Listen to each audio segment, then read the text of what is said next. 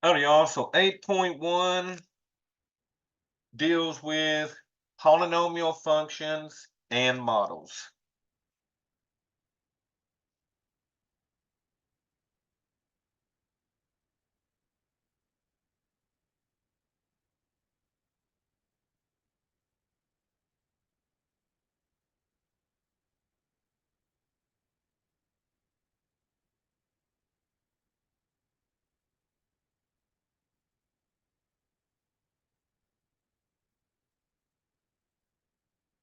Okay, so the first thing to go over in 8.1 is what we call end behavior.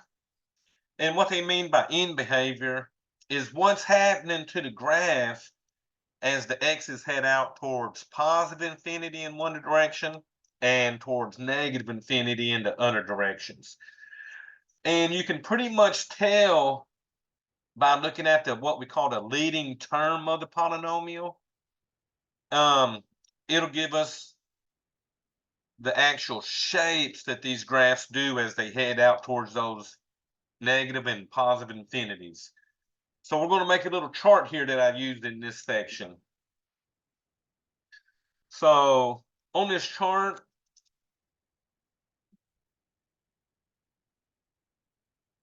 we look at the degree of the polynomial.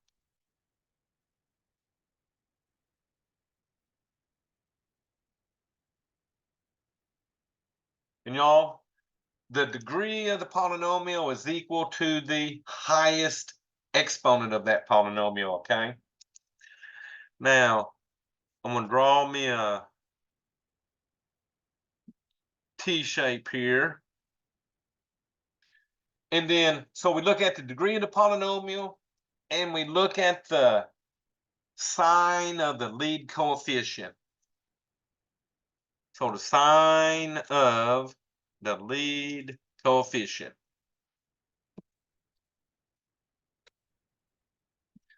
So the degree can be even or odd, even exponent or odd exponent.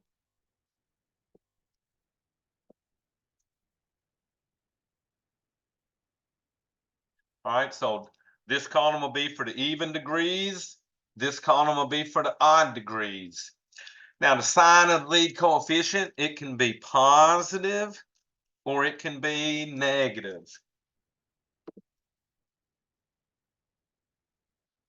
Okay, so we're looking at the sign of the number in front of the variable with the highest exponent. Okay, so that's why they call this the leading term test, because you're looking at that leading term.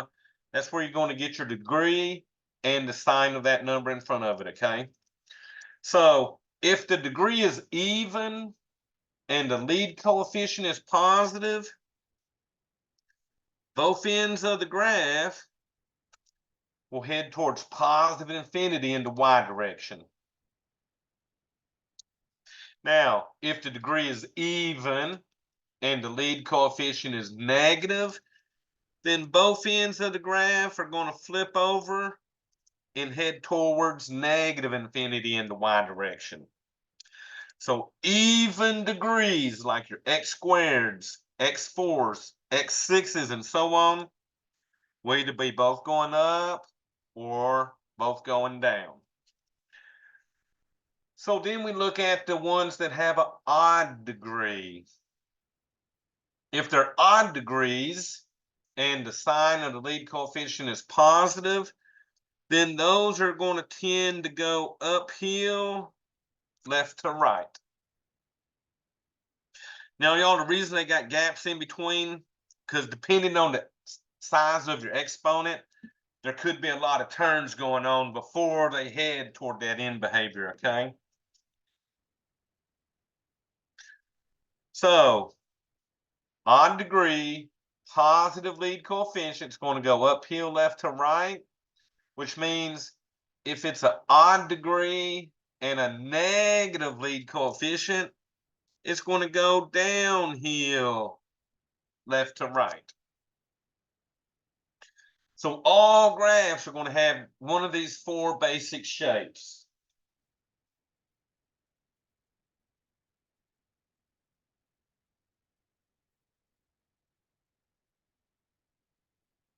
All righty, so what they'll do, they'll give us some polynomials, and we got to determine what the shape of our graphs are going to look like. And y'all, I use this chart big time in this section. So these examples here, they're going to say select one of the following.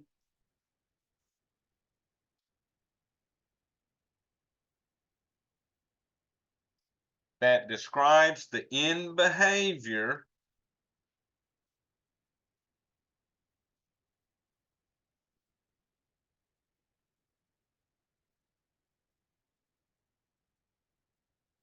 of the given function.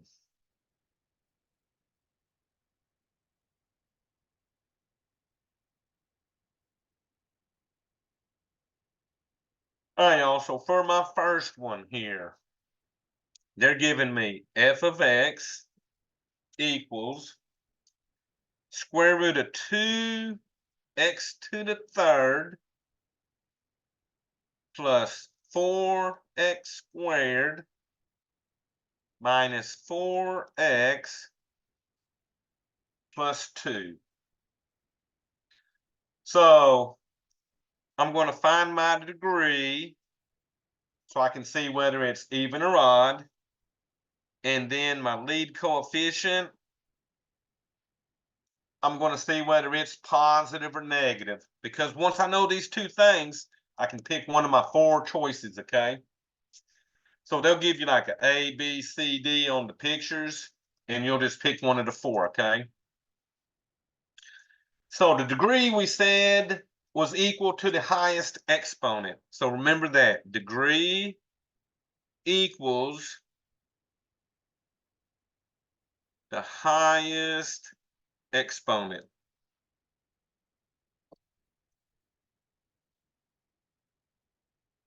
All right, y'all. So on this polynomial, the highest exponent is a 3. So that means this is the degree 3, which is odd. So since it's odd, it's going to be one of these 2 pictures. So now I'm going to look at the lead coefficient. So the lead coefficient, the number in front of the variable that has the highest exponent, is a square root of 2. And all I'm worried about is that positive or negative. Well, y'all, that is a positive square root of 2. So my lead coefficient is positive. So my degree is odd. So remember, that is an odd degree. My lead coefficient is positive.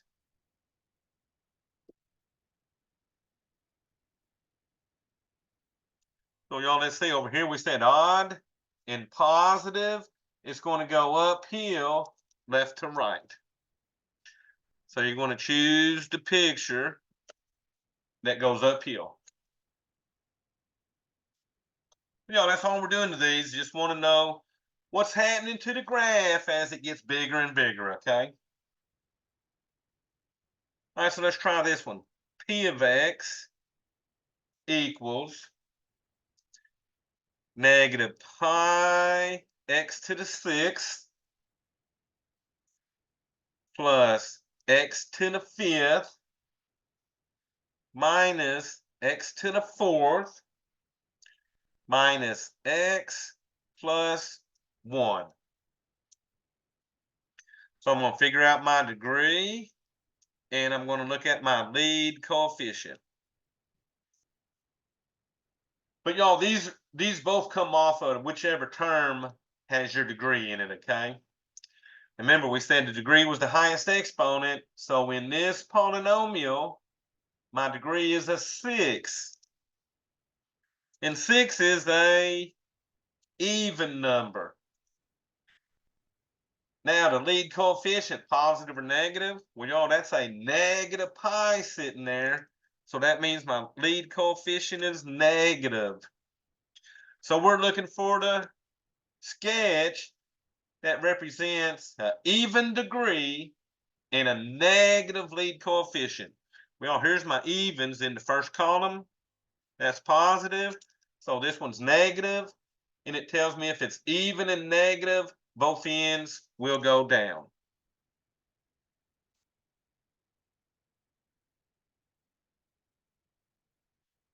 Hey, y'all, so let me try one more of these. See what y'all think about this one. I'm going to do f of x negative 4.6 x to the fourth plus x to the sixth plus 0.2 x to the seventh. But y'all, what you got to watch out for is us throwing them out of order. So this one's definitely not in descending order. So we need to find our degree and see what sign our lead coefficient is. So remember the degree, highest exponent. Highest exponent is a 7. So the degree is 7, which is odd. So I know it's going to be one of these two. And then the lead coefficient, remember, is in front of the variable with the highest exponent. So that 0.2 is my lead coefficient, and it is positive. So my lead coefficient's positive. So I've got odd with a positive lead coefficient. So this thing should go uphill, left to right.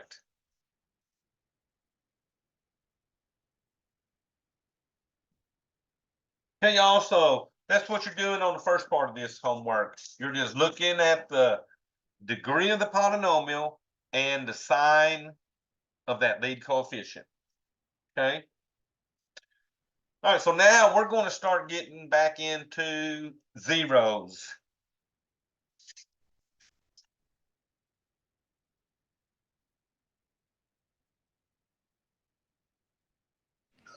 Could you flip the page back over for just for a second?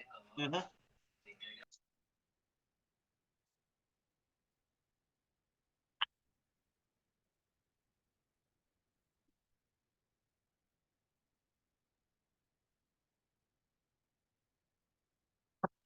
Okay, I got it. Thank you. Okay, good job. All right, y'all. So like I said, we're going to get into some zeros now. So the first thing they ask you to do on this example, they want us to use substitution to determine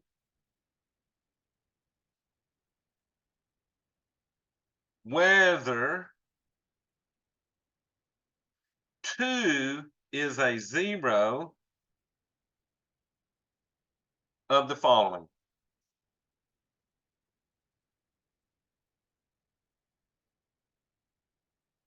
And y'all are giving us f of x equals x to the third minus 11x squared plus 16x plus 3.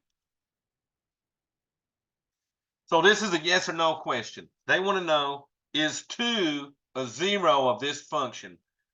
Well, y'all remember, if a number is a zero of a function, then when you plug that number into the function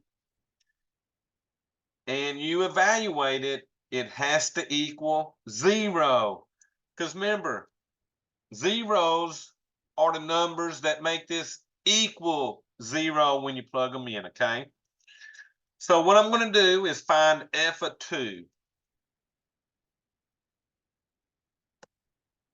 Since 2 is the number I'm checking, and then I'm going to put a 2 in for every one of these x's.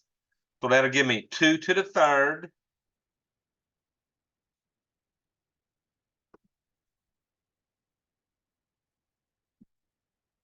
minus 11 times 2 squared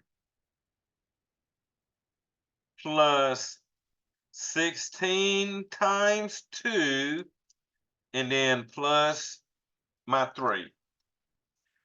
So y'all, at this point, you can throw that in your calculator and see if you get a 0 or not. I'll actually work it by order of operations.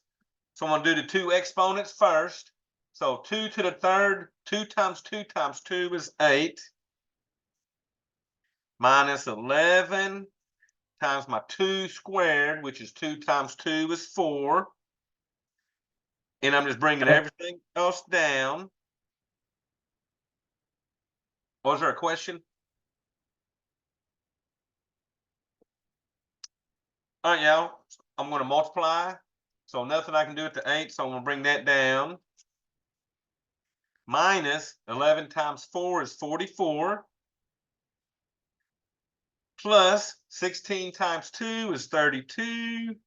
And then plus my 3. All right, so now we're just going to add and subtract these all together and see if we get a 0 or not. So 8 minus 44 is what, a negative 36. Negative 36 plus 32 is a negative 4. And then negative 4 plus 3 is a negative 1. So, y'all, that means since I did not get a 0 out of that, this means this is not a 0.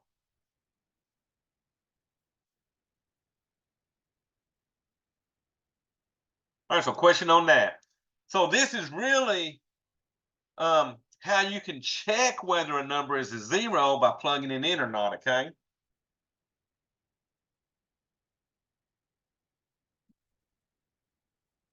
All right, y'all, so new terminology for you.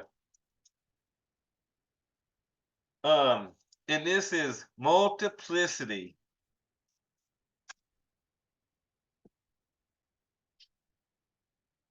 Multiplicity is the number of times that a 0 occurs.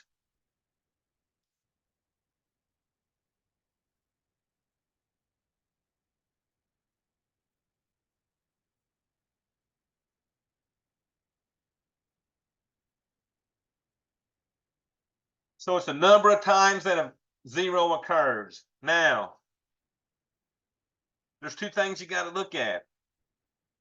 If it's a single variable, so how about single variable terms?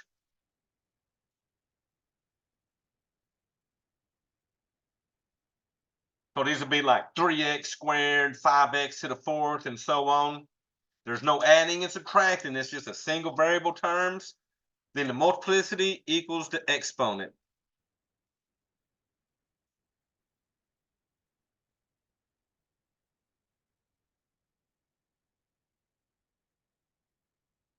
Now, what if we got binomial terms?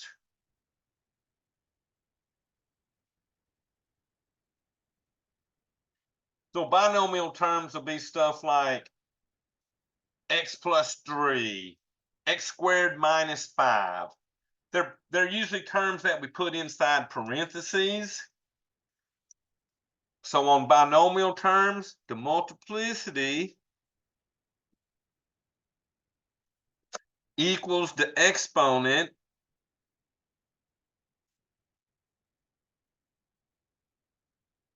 outside of the parentheses.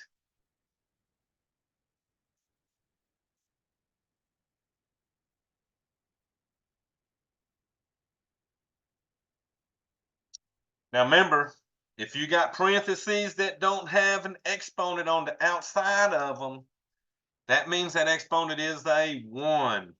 Anytime an exponent's not written, it's got to be a 1, okay? So let's play with some of these. Because y'all, that's pretty much what this chapter is all going to be about, is playing with these zeros, okay? So these examples will say, find the zeros of the polynomial function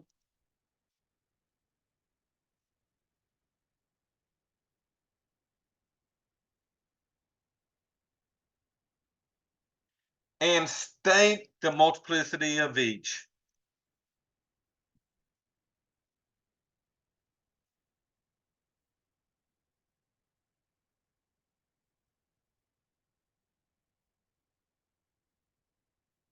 Ooh, okay.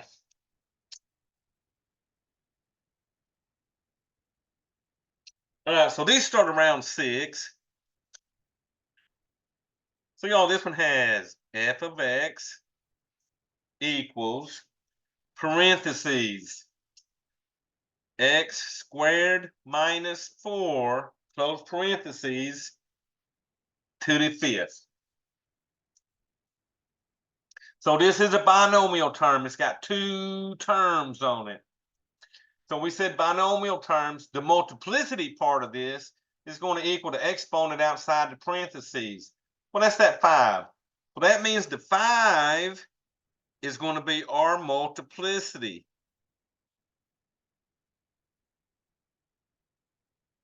Now, what we got to do is find the zeros of this stuff inside the parentheses. So remember, to find the zeros, we're going to set this equal to 0. So I'm going to set x squared minus 4 equal to 0. So every factor that you got, you're going to set it equal to 0.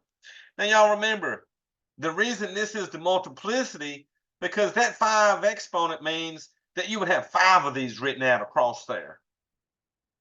But instead of solving this 5 times, we can say what the zeros are and what the multiplicity is, because that tells me how many times they occur. All right, y'all, so the easiest way to solve this one, since you got an x squared term and a number, is to get the number to the other side and take square roots. So I'm going to add 4 to both sides. And I get x squared equals a positive 4. And then I'm going to take square roots of both sides. So the square root of x squared, now y'all remember, I'm taking the square root of a number, so that can be either a positive or negative square root of 4. Remember, since that's an x squared, I'm looking for 2 numbers that can be my zeros. Okay?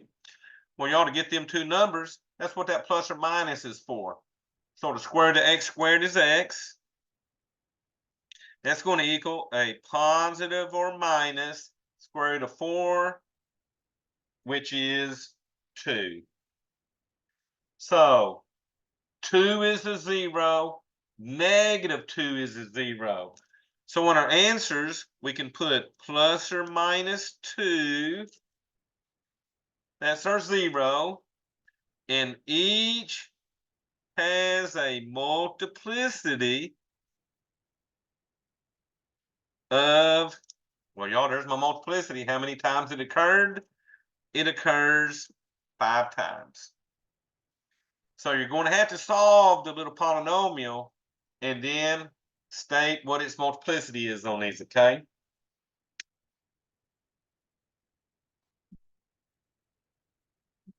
So y'all are not too bad. You just got to get used to their lingo here. All right, same thing, number 7. Let's see what they're giving us this time. F of x equals x to the 7th times x minus 2 squared times x plus 7.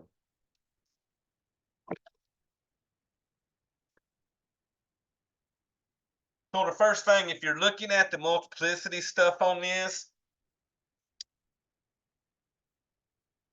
the single term here, 7 would be its multiplicity because we said that up here. Single variables, multiplicity equals their exponent. Binomial equals the 2 outside the parentheses. The x plus 7 does not have an exponent out there. So remember, we treat that like a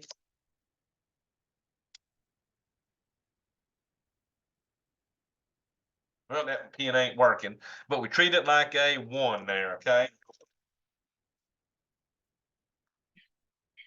All right, so you got to remember, if they don't have an exponent there, make it a 1. So y'all, I got 3 different factors here. So I'm going to set each one of these factors equal to 0. So y'all, anytime you got a single variable like this, x to the 7th, all we got to do is set the x equal to 0. Single terms like this, the single terms always equal 0 for their 0, okay?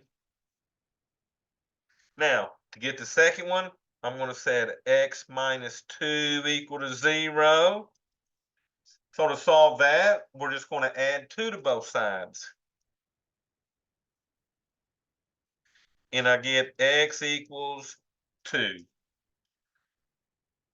All right, so I've got the first one done, second one done. Now I'm going to set the x plus 7 equal to 0 and solve that one. So on this one, I just got to subtract 7 from both sides. And I get x equals a negative 7. Now, let me show you how they write these answers. The smallest 0 is blank with multiplicity blank. The middle 0 is blank with multiplicity blank.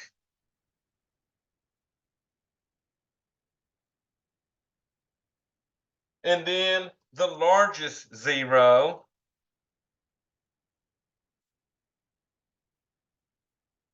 is blank with multiplicity blank.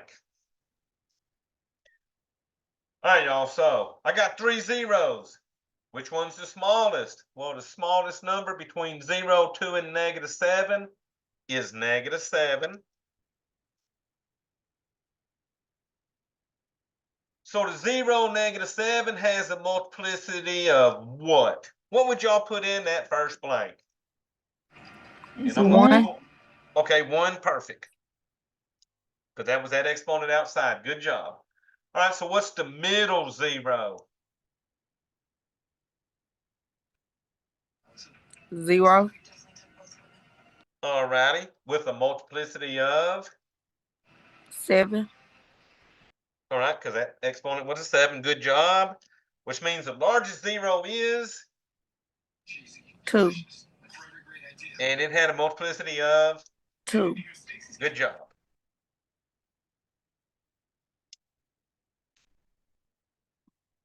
All right, y'all. So I'm gonna let y'all catch up on that, and then we'll do one more of those, and then we'll move into something a little trickier.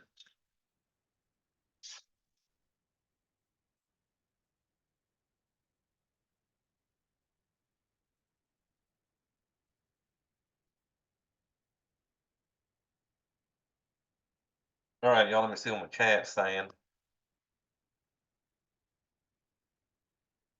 All right, that'll work.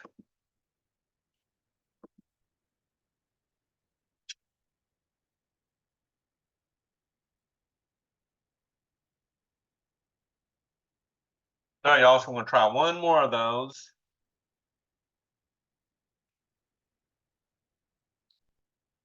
So this will be like y'all's number 8. They're giving me f of x equals negative 4 times x minus 3 squared times x plus 4 to the 4th times x to the 3rd. Y'all notice I got 4 factors here. The negative 4, the x minus 3 squared, x plus 4 to the 4th, and the x to the 3rd. One of those I don't care about, because one of those don't even have a variable with it. And y'all, that's that negative 4. I can't set a negative 4 equal to 0. So that negative 4 is all we call that is a constant term. And we don't care about it. We only care about the variable terms. So I've got my 3 variable terms. I've got x minus 3, so I'm going to set that equal to 0. We've got the x plus 4, so we'll set it equal to 0. And then we got our single variable term, and we'll set that equal to 0. And y'all, once again, that single variable term equals 0. It will equal 0 100%, okay? So really 2 of these I got to solve. So the first one, we're just going to add 3 to both sides. And I'll get my x equals 3. And then the second one looks like what? Subtract 4 from both sides. And I'll get x is a -4. So now they write this one a little different on the answers. So this one, it says the 0, 3 has multiplicity blank. Then they say blank is a 0 of multiplicity 4. Then they say the remaining 0 is blank. It has multiplicity blank.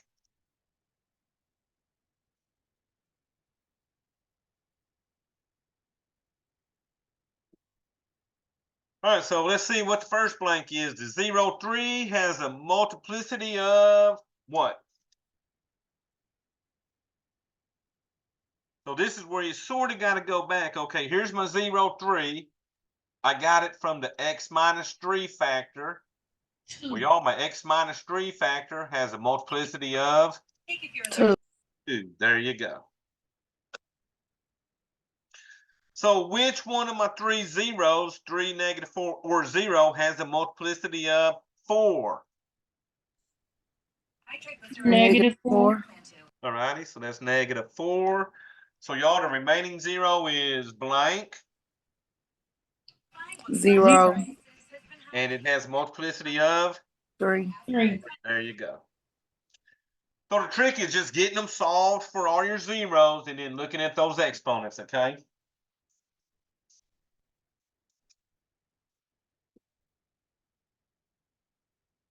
All righty, y'all. So now it gets a little trickier. I don't know how many of y'all took foundations class or transitional algebra. But what we're going to do on the next one is what we call factor by grouping. So these are still going to say find the zeros of the function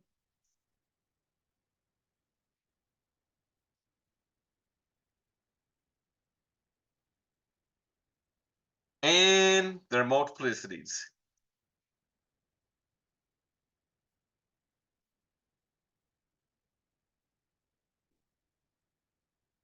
Now, these are like number 9. So these 9 and 10 are going to be your trickiest two, I think. So on number 9, they give me f of x equals x to the third minus 4x squared minus a x plus 4.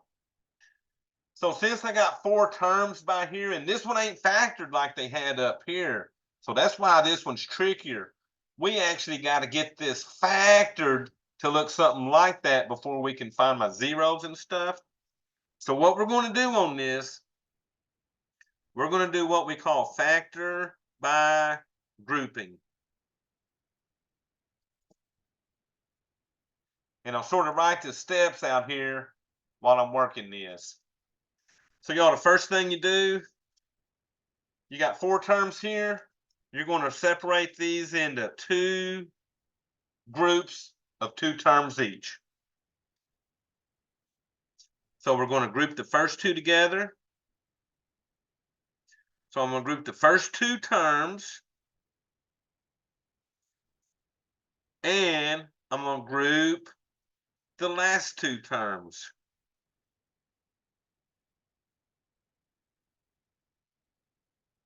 So I got the first 2 groups together and the last 2 together, okay? So what I'm going to do to each group, I'm going to factor out the greatest common factor. So I'm going to factor out the GCF, which is the greatest common factor from each group.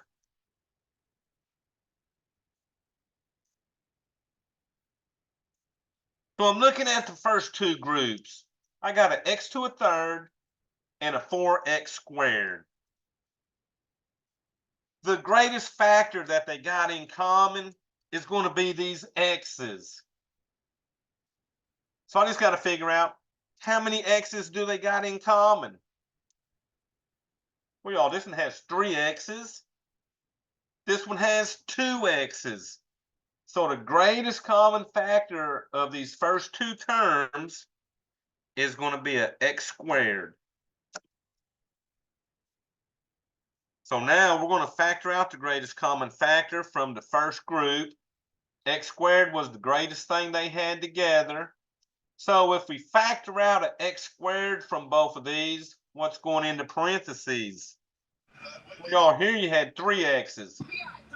X minus 4. Minus 7. Oh, good job, y'all. I'm sorry. I'm doing my homework. I'm sorry. So yeah, x squared out of an x street, these are x. X squared out of a 4x squared, these are minus 4. Now, y'all, here's one thing. On the second GCF,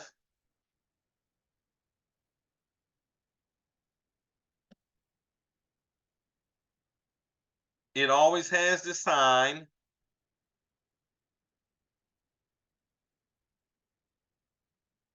of the third term.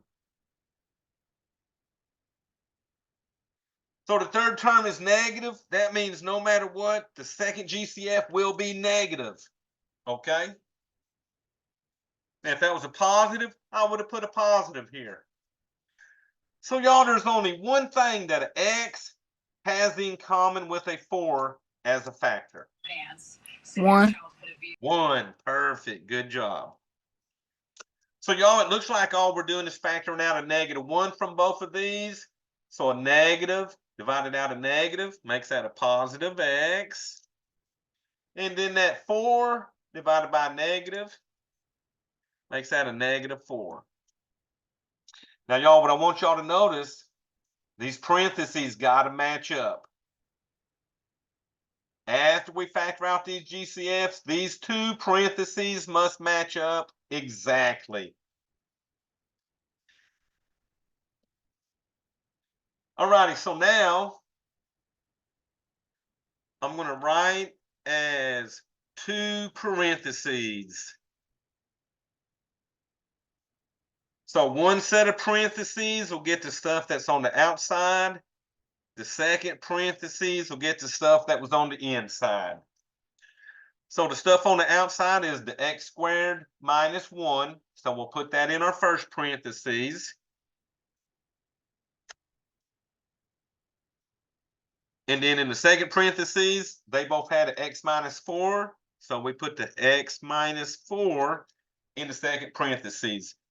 So y'all, if you're looking at it, we're sort of undoing the distributive property here. The x squared would multiply by the x minus 4 like we got here. And then the -1 would multiply by the x minus 4. So it's always the outside stuff in one parentheses and the stuff inside in the second. All righty, so the outside terms make up one parentheses.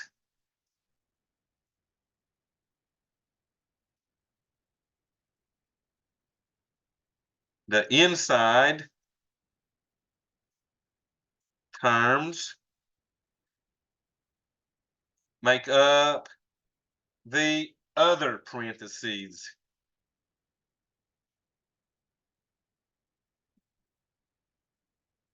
But y'all, at this point, I got the x squared minus 1 in one parentheses, the x minus 4 in the second parentheses. Now we got something like this going on.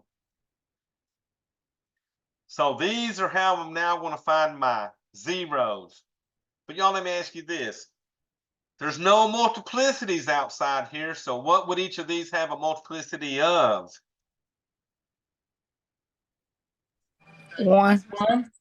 So you got to treat that like a 1 there and a 1 there, okay? So take both our factors and set them equal to 0 now.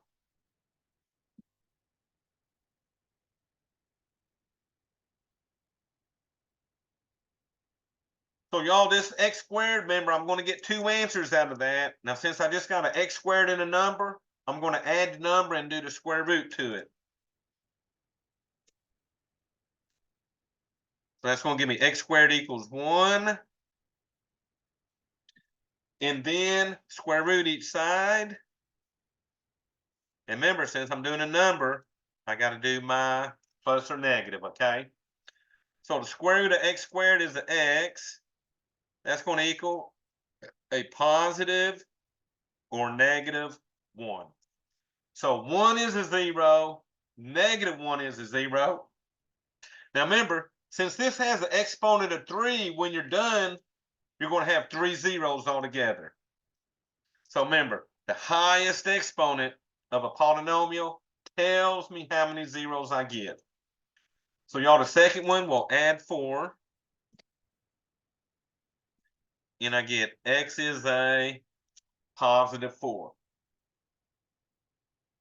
So the zeros of the function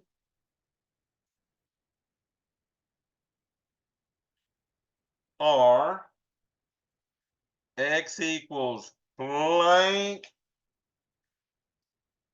Each zero has multiplicity blank.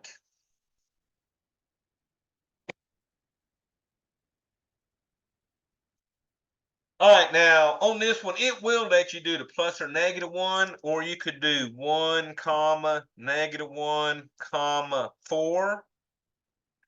So there's my 3 zeros that we came up with.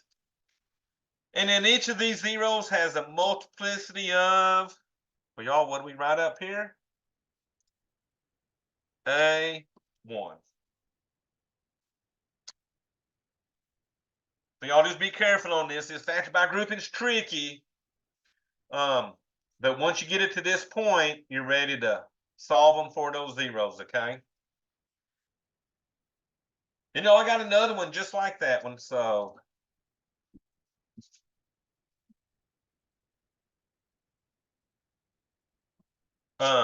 Little different, but really similar, okay? So let me do, what would this be, number 10?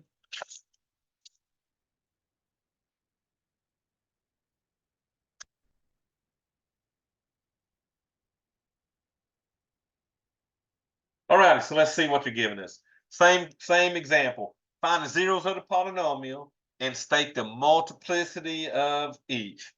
So here they're giving us a f of x equals x to the third minus 4x squared minus x. Whoops, hang on. Oh, okay, I've started doing the same one again.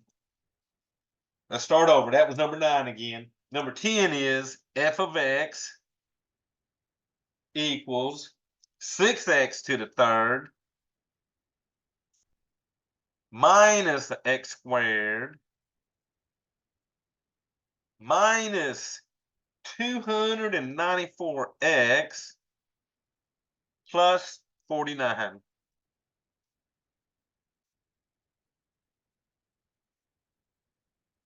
All righty, and I'll show you some tricks on this one. So I'm going to get my two groups together. So we got our two groups. So let's factor out the greatest common factor for the first two terms. So y'all, you got a 6x to the third and an x squared. What do they got in common?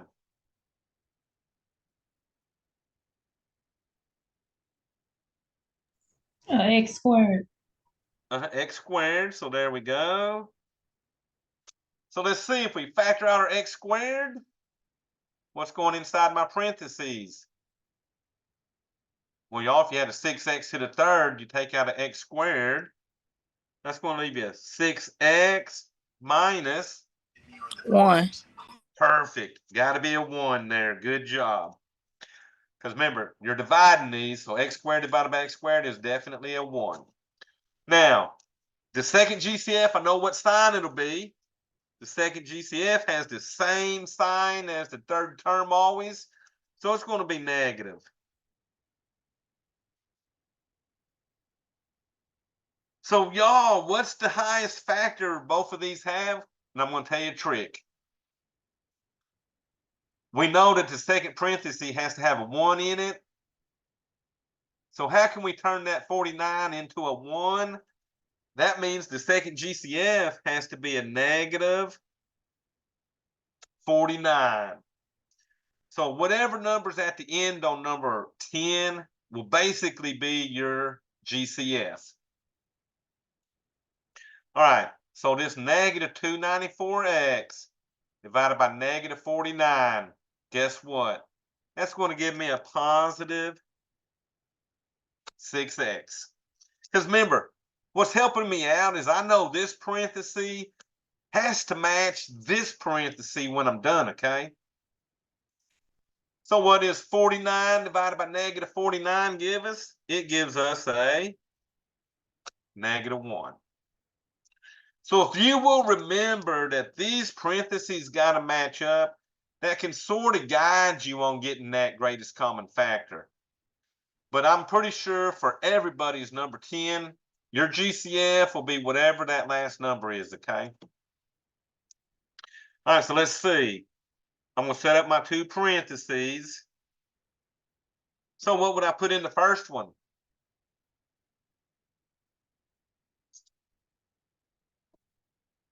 So what's the stuff on the outside? X squared minus 49. Minus 49. X squared minus 49, which means the second parentheses is going to be 6x minus 1. 6x minus 1. So we're to the factored point. So once again, I don't have multiplicities. So remember, both of these multiplicities will be a 1 for us. All right, so set up both of these equal to 0. So x squared minus 49 equals 0. And then 6x minus 1 equals 0. And y'all, once again, since my highest exponent to 3, I'm expecting 3 zeros, okay? All right, so I got an x squared in the number, so I'm going to add the number and do my square root again. So pretty much today is about square rooting stuff. So x squared will equal 49. Then we're going to square root both sides. And this will be a plus or minus square root of 49. So that x equals a plus or minus 7. Now, y'all, this one going to give me my utter 0, but looks like I got to do a little adding and dividing here. So here we'll add our 1 first. And I get 6x equals 1. Then I'm going to divide both sides by 6. So those cancel, giving me my 1x. And nothing I can do to that, so that's going to stay 1 over 6. So this will say the zeros are blank. They all have multiplicity blank.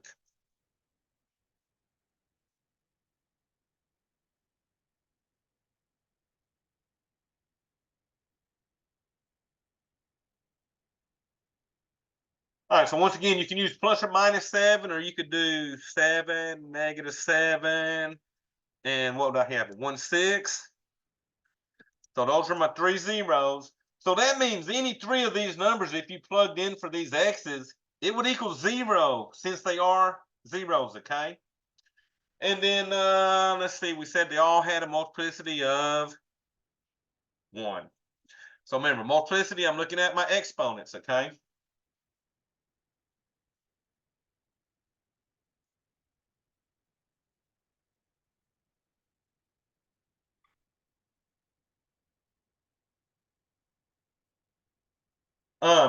So y'all, let me tell you one more thing the multiplicities tell us. These last 2 questions are going to go over this. So factors with a even multiplicity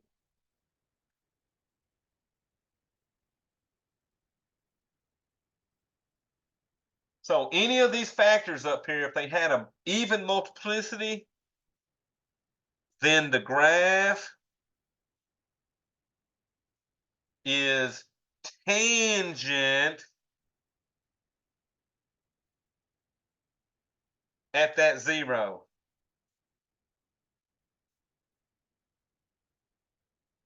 So what I mean by that, so say here's a graph going to run, here's my x and y graph.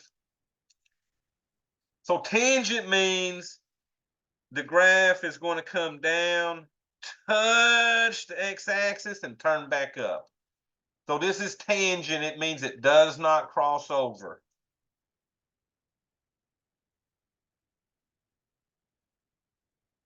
So factors with an odd multiplicity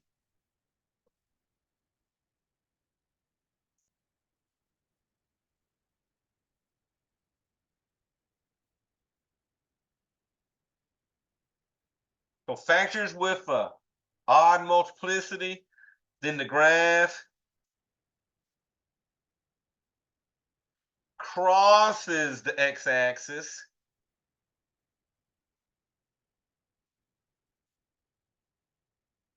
at that 0.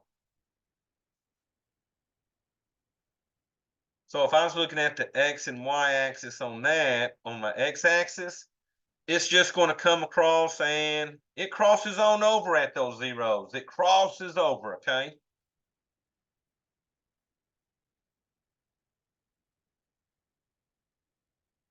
Now, all they're going to do is give you a couple of true-false questions on this, and you got to tell it why. So I'm going to do one of them. I'm going to do one like number 11, okay? So number 11 and 12 are basically the same. So y'all, here it is. It says if P of x equals x minus 7 to the 8th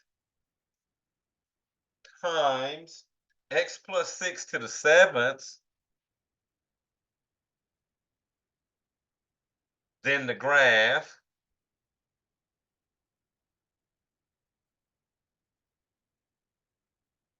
crosses the x-axis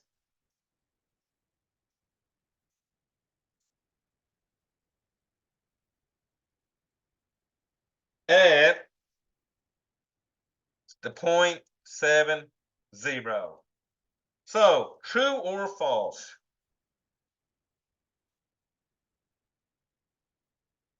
So they're telling me it crosses the x-axis at 70. Well, the only factor that would give me a 0 or 7 is this first factor, the x minus 7. So at this x minus 7, does it cross over at that, or is it tangent to it? So y'all, what I'm looking at is that exponent. That has a multiplicity of 8, which is even. So since 8 is an even number, that means that that 0, it's not going to cross over. It's actually going to be tangent. So this is false. And then you tell it why, because the multiplicity is 8, which is even, and that means it would actually be tangent. Now this one, what if this was a -6, 0? Well, -6 would have came from this factor, which does have an odd exponent. So that odd exponent means that -6, this one would actually cross over and make that true, okay? So this one's tangent because of the even exponent. This one crosses over because of the odd exponent. But y'all, they just wanted to know about that one factor on that, okay? Oh, hell, let me try number 12 with you. This is for y'all to figure out. So if P of X equals X minus 2 to the 9th, X plus 1 to the 4th, then the graph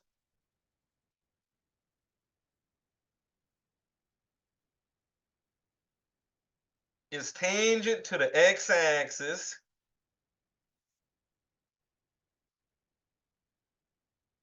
at -1, 0. Is that true or false? So that's on y'all.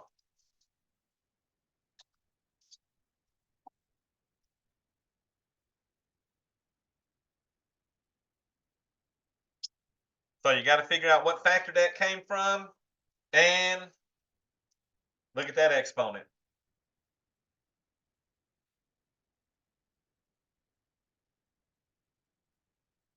All right, so no one's going to guess true or false for me.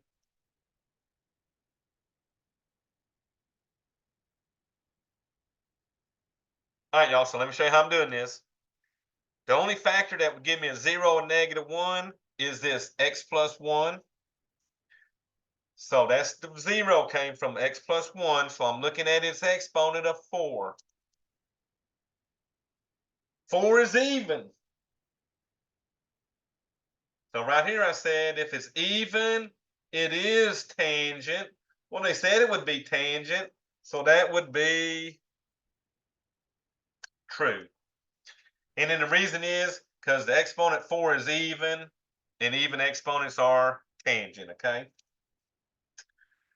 All right, y'all, so that was 8.1. So now we're about to get into 8.2.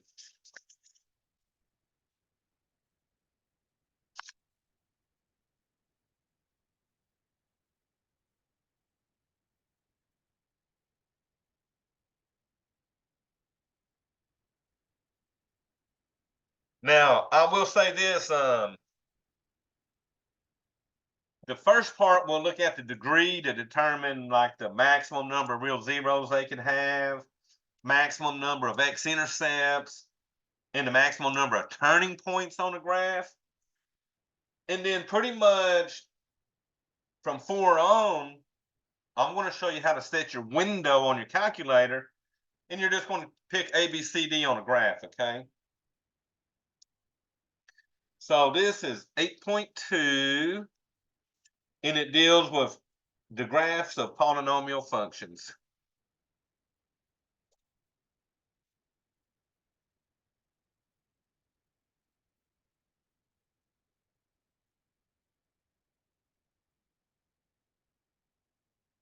Alrighty, so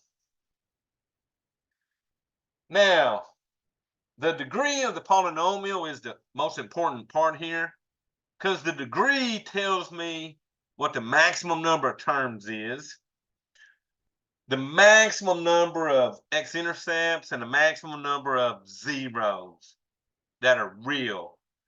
Now, say a polynomial has a degree 5.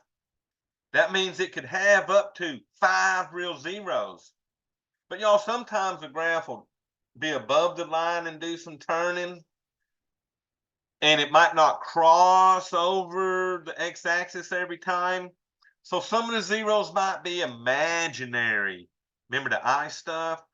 But this tells us what is the maximum number of real zeros, the maximum number of x-intercepts, and the maximum number of turning points. Ain't got to be that many, but that's the maximum.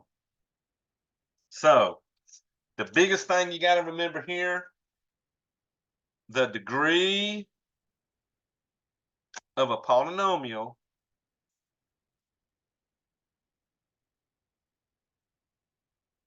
is equal to the highest exponent.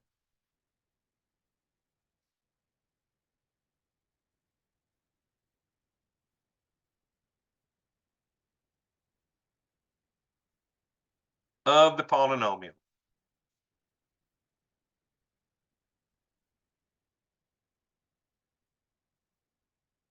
Pretty much what we was doing a while ago when we was doing that in behavior. We knew what the degree was. It was the highest exponent. So same thing. So now let's figure out the maximum number of real zeros.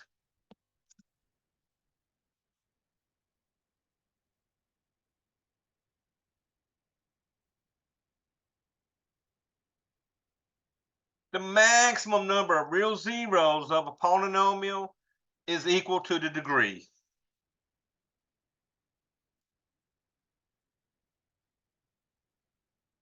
So if I got a degree 5 exponent sitting out there, that means it has a maximum of 5 real zeros. Okay. The maximum number of x-intercepts. Well, y'all, x-intercepts and zeros, we did a problem where you had to find x-intercepts and then had to find the solutions or the zeros.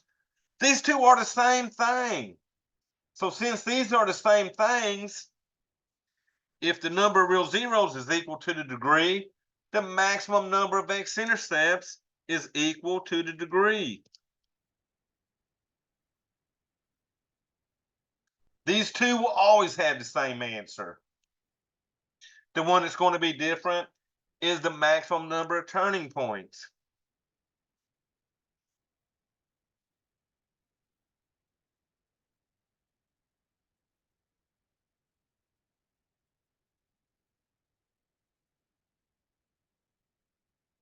So the turning points, if you remember, when we was doing the x squared graphs, the parabolas, those exponents were 2, but that graph turned 1 time. When we looked at the x cubed graphs, those exponents were 3. Those graphs went up, came down, and then went back up. They turned twice. So that means the maximum number of turning points is equal to the degree minus 1. So if you got 5 zeros, 5 x-intercepts, you'll have 4 turning points maximum. So equal to the degree, equal to the degree, equal to the degree minus 1. All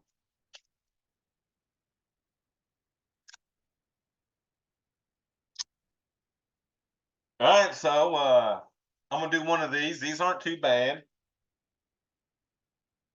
So for the function,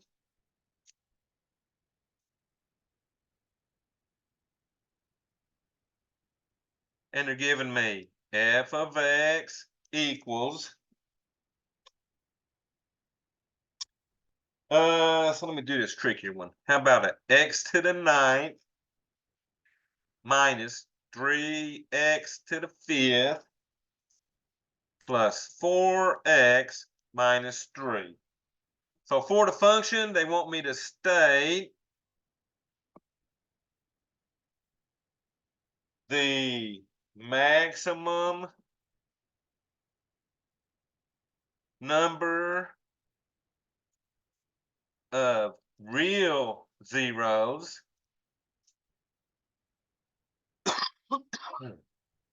the maximum number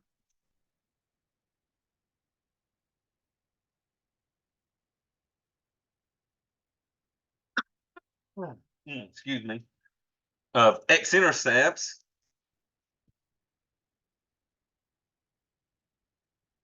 and then the maximum number of turning points.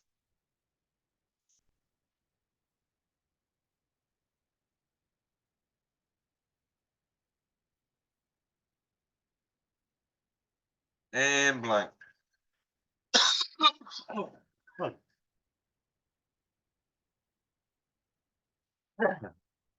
Now, what you got to watch out for is if they do put these out of order, you're still looking for the highest exponent, okay?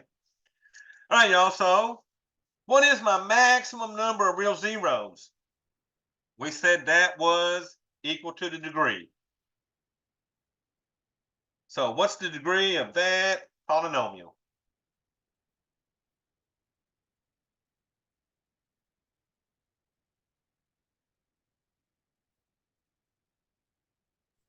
All right, so what's the highest exponent? 9. Oh, what y'all just say? Is it 9? 9, yep. So what's the maximum number of x-intercepts? We also said that was equal to the degree.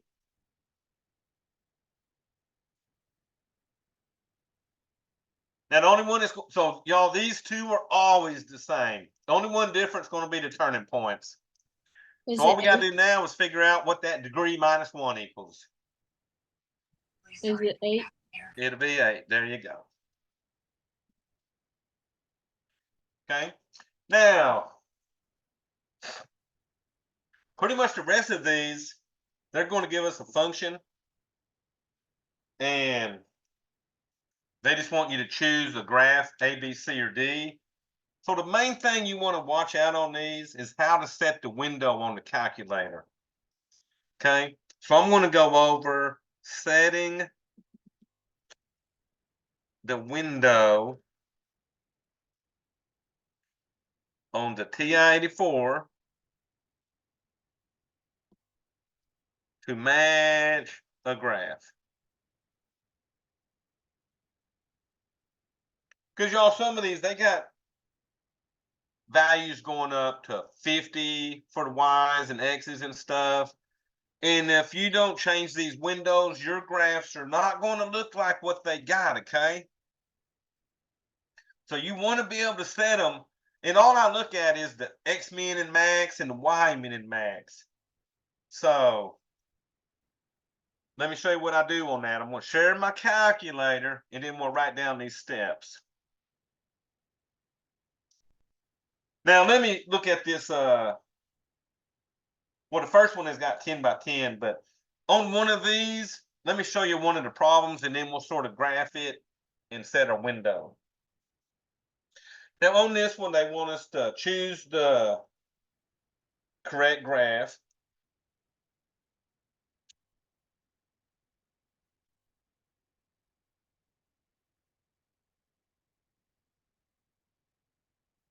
Now they're giving me f of x equals x to the 5th minus x to the 4th plus x squared plus 12. So this would be like number 5. And I'm going to show y'all something on this number 5 here. Look here. This one don't have x and y values. Now the one above, number 4, it has 10, negative 10, which is what your calculator set on by default. But notice, this one don't have any numbers on it. But if you look right here, these numbers right here are the windows they're wanting you to set your graph at. So let me show you. They got negative 5, 5, and then negative 50, 50. And then it says X scale equals 1 and Y scale equals 10. So this is basically on the X's, each mark will be going by 1s. On the Y, each mark will be going by 10s. Now, the first number is always your X minimum. What's the smallest value for your X's? And then you got your X max. So they mean this is going from negative 5 to 5 on the x-axis. And then it's your y min and your y max. So basically, this graph here goes from negative 5 to 5, and then negative 50 on the y to positive 50. Okay? Now, I'm gonna show you how to graph this, but y'all, we did leading test term while leading in behavior stuff while ago. So let's see what y'all remember out of that. That is an x to the 5th. That's an odd degree. And there's a positive 1 in front of it, so the lead coefficient is positive. Well, when it was odd and positive, it should go uphill left to right. The only one that goes uphill left to right has to be B. So when we're done, we better get something that looks like B here. Okay. So now let's say we didn't, let's say we forgot about that lead coefficient stuff. Let's graph this. So I'm going to go to my TI-84. Now, to set your window, you're going to click the window button.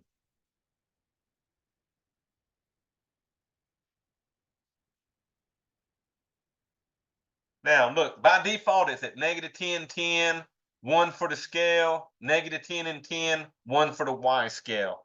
Remember, they said do -5. So I'm going to put in a -5 for the X minimum, and then I'm going to arrow down and put in a +5. They said the X scale is 1, which is good. The Y minimum, they said, was -50. And then +50 for the Y max. And then they said, hey, let the Y scale be 10. And remember, the Y scale and the X scale is just how far each mark represents, okay?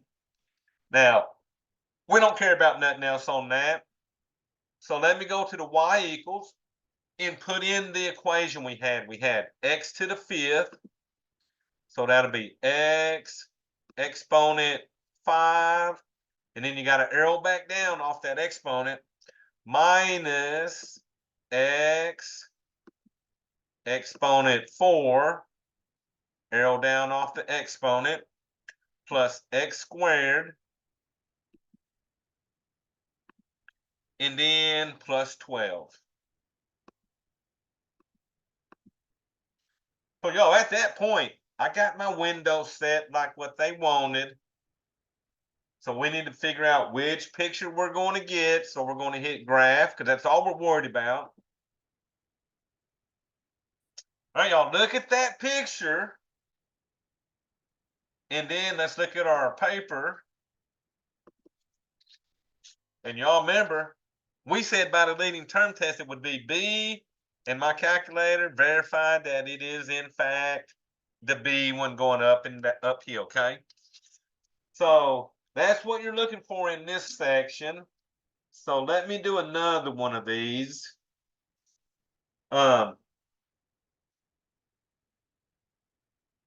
So most of them will tell you the scale, but let's say, so see this number 6, it's also giving you the scale. So X min -5, X max 5, Y min -30, Y max 70, and then they're doing the 1 and 10 again. But what I'm looking at is this one here. This -x5 minus 3x to the 4th. I want to see which. Now I can pretty much pick that out doing my leading term test, but I want to show y'all how to graph this to get the picture. Now, y'all, if you're doing the leading term test, the end behavior, that's an odd degree negative. It should go downhill left to right. So that and both are going up. This B is going downhill. C is going uphill. And D, they're both going downhill. So based off of my end behavior, it should be B.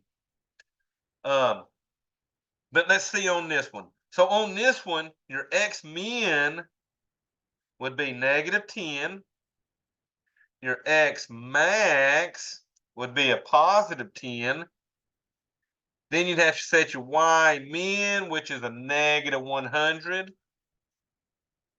And then your Y max, which is a +100. Now on this, it looks like they're going by ones on the X's. So I'm going to keep my X scale at 1. but it looks like these y's are going by 10. So I'll set my y scale to a 10. Okay. And it's really important. If you can set these windows, then you can get all these graphs perfect. So let me go set my window, and we're going to graph negative x to the 5th minus 3x to the 4th and see which one of those we get.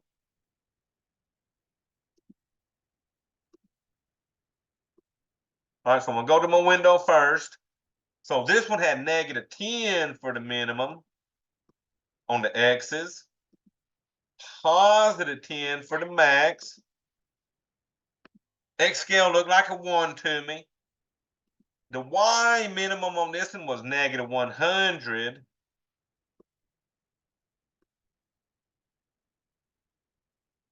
The y max was a positive 100.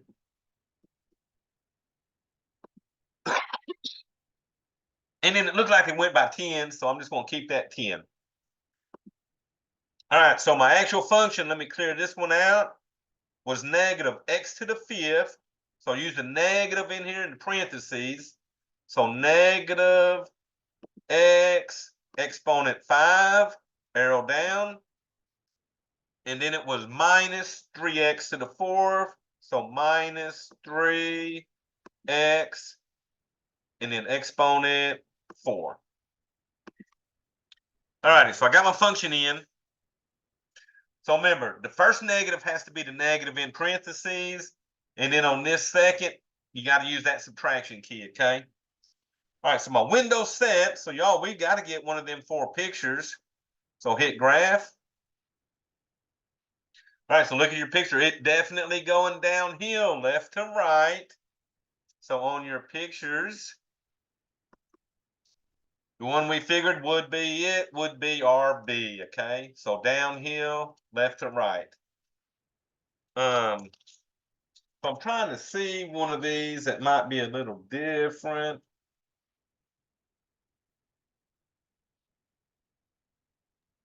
Could you do number 9? Okay, so number 9. Now, this one is tricky. It'd be hard to do the in behavior test. So the best thing to do on this one is actually graph this and set that window like this one, okay? So let's see. I'm going to figure out my x min, my x max, and then my y minimum and my y max.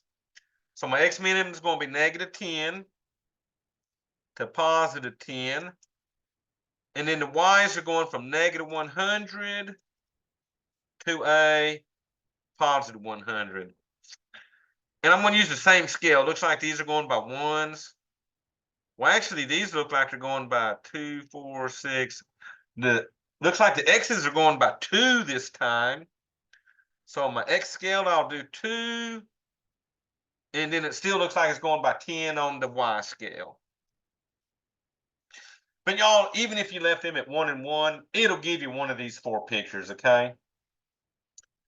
So let me go set that calculator on that window, and then I'm just going to punch that in like it looks. So y'all, I would go to my TI-84. We'll set my window first. So I had negative 10 to 10. Those are good for the x's. I'm going to set this to 2. It looks like they were using 2 on the graph, so I'm going to set that to 2. And then, ooh, we're negative 100 and 100. That's good. And then look like they went by 10s. So my window is set now. So I'm going to go to y equals, clear that out. So y'all, this one had an x and then a parentheses, x minus 2. Close parentheses and then parentheses, x plus 1.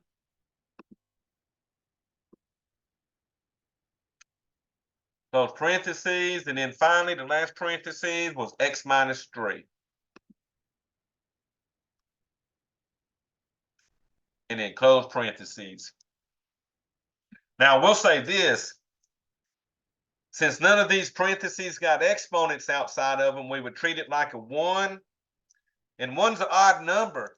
So that means that all these zeros, it's going to be crossing over that x-axis, okay? All right, y'all, so we got our window set, we got our graph in. Let's hit graph. And look, it looks like a W. And it's hard to tell, but it is crossing over, and then it goes up, crosses over a little bit. That's why them lines are thicker. And then it's coming down and crossing over again. So let's look at what number was that? Number 9. So let me go to the paper. So on that one, it'd have to be RB, where it comes down and makes that W shape. Okay.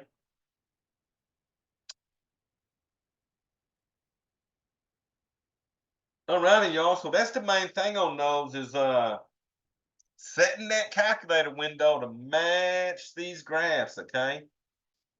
Because if you don't set these, let me show you what would have happened on this one if I'd have did the 10 by 10. So watch. If I'd have kept my graph in normal, so normal would be 6 here, standard. You can still see it's doing the W shape, right? So that is not that bad, but some of these are really big graphs and it's hard to tell what's happening if you don't set that window, okay? And I have a question. I hear you. So after we do all this, will we need to reset our calculators, like their window? Yeah, once I went through all these problems on the last ones, to reset it, you're just going to hit zoom Okay. and then number 6. Oh yeah. Okay. I think I remember you telling that. And Thank if you notice now, when I go to my window, everything will be at -10, 10, and all that fun stuff. Yes, sir. Thank Okay. you. But some of these are similar. Now, some of these I will say, like this one. Whoops, let me go to my page. They try to get tricky, like this one. These are like at -120 on the first 2, up to 120. But then these ones are going from -120 to 40. So, yeah, watch them a little bit because they try to get cute with you on these answers. But that's the only one where they try to throw you a curveball. So I'd probably start out with that -20 and 120. Hopefully got one of them 2 pictures. If I didn't, then I would switch my window to maybe match those other 2.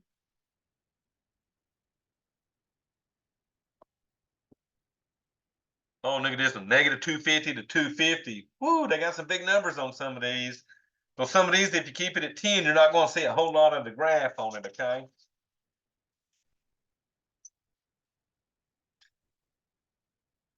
But y'all, that's the main thing in section 8.2 was really the biggest thing is knowing these things right here. That degree tells you what the maximum number of zeros is, the maximum number of x-intercepts, and the maximum number of turning points. Now, later in life, if you got a 9 there, that means we will find 9 zeros. They might not all be real. You might have some imaginary ones there, but we will find all 9 of the actual zeros. This is just concerned with the real zeros, okay? And remember, real zeros are the only ones that cross the x-intercept. Them imaginary zeros that don't cross, we're not really worried about them in the real world, but we will find them later. So y'all, let me ask y'all this. What's coming up in 8.3? Have y'all ever heard of synthetic division?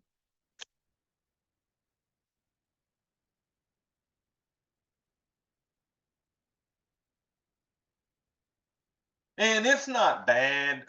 Synthetic division, we will use it to find function values. We can use it to determine if a number is a 0 or not. And then we can use it to find what we call the quotients and remainders. So it's really got 3 purposes. Now Now in college algebra, I use it for function values.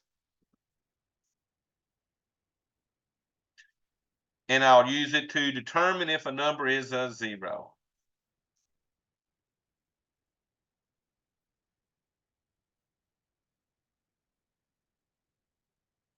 So have any of y'all ever done synthetic division?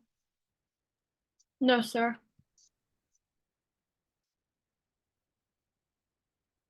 So do y'all want to see one real quick? Or would y'all rather wait? I want to see one. I want to see what it looks like. Okay, so let me see then. I'll do an example like this. So this will be, we'll call this a preview of 8.3. I'm going to use synthetic division to find the function value.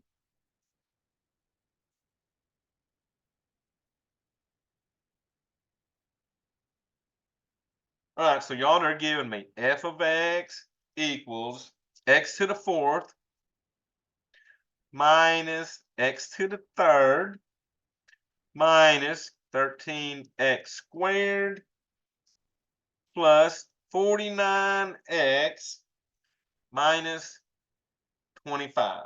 So there's my polynomial. Now they want me to find f of 4. Now the old way we did this, we'd put the 4 in for all the x's and do our order of operations and all that fun stuff. But synthetic division can find f of 4 doing another method. So y'all, for synthetic division here,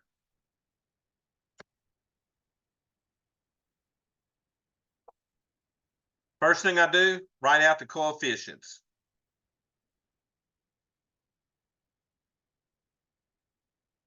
So I'm talking about the coefficients of my polynomial. Now, y'all, here's one thing. I think the support does this. If there's anything missing, you got to put a 0. So the coefficients, I got 1x to the fourth, so that'll be a 1. Minus 1x to the third, so that'll be a negative 1. The x squared term has a negative 13. The x term has a 49. And then the constant term is at negative 25. So you write out the coefficients. Now under there, I'm going to draw me a line and I'm going to make a box under the last number. Okay? Because what this box is what we call a remainder. And the function value is equal to this remainder when I'm done, okay? Now, out here on the side, we call this our C. Well, C over here is equal to the number you're trying to find the function value of, which is 4. So, write out your coefficients, and then if you're finding f of 4, put that 4 here. And now, so I wrote out my coefficients, put in for C. Now, here's the process. The first number always comes straight down below the line. So bring the first number down.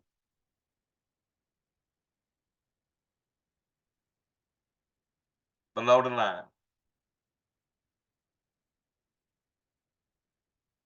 Now, what we're looking for is the second column here. Under that negative 1, I need to put me a number here.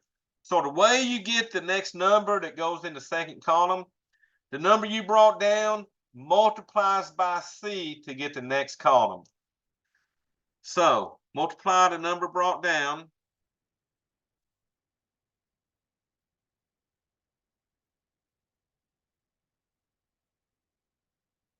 by C and put into the next column.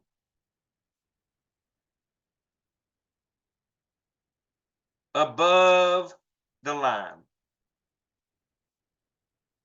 So I'm going to put it right here above the line. So 1 times 4 is 4.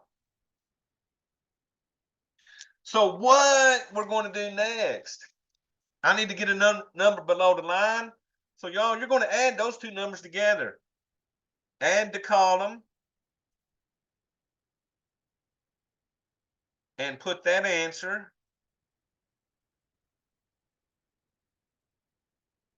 below the line.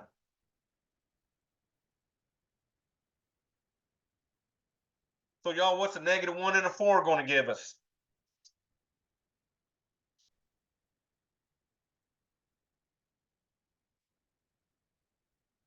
Y'all said what, a positive 3 there? So 4 minus 1 is 3.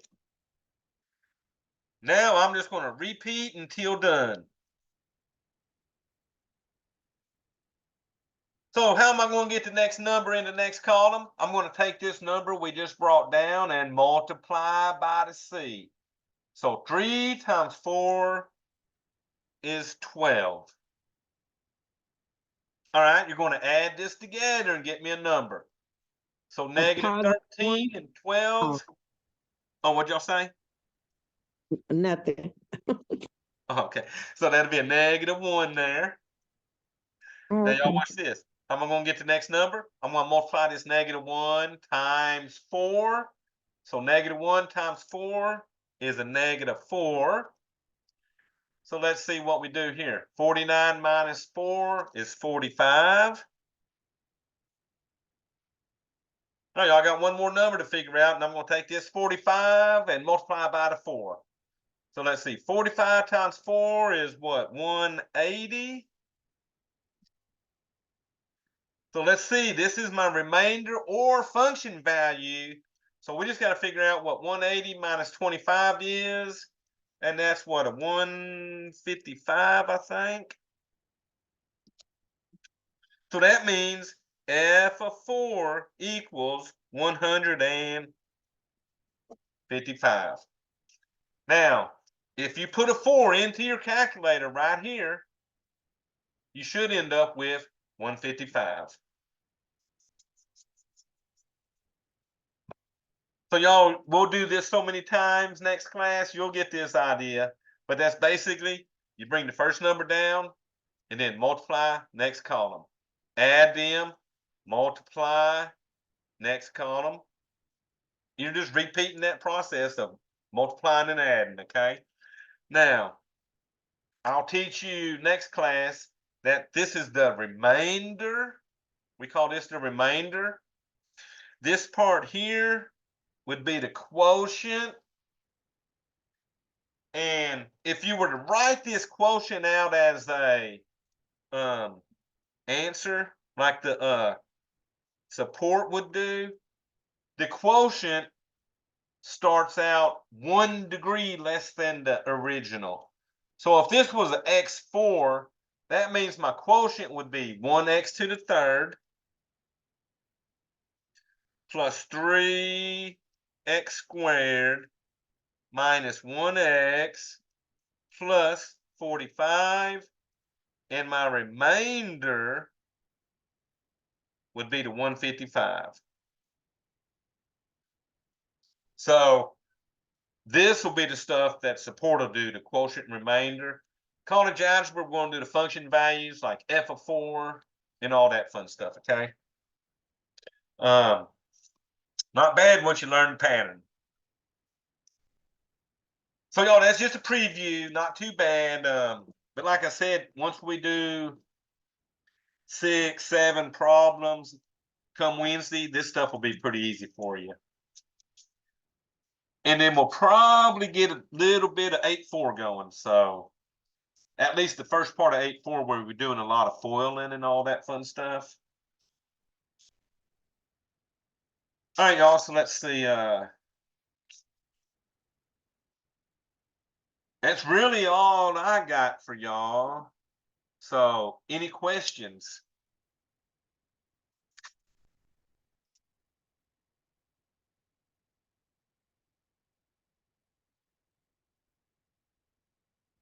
All right, so let me stop my recording.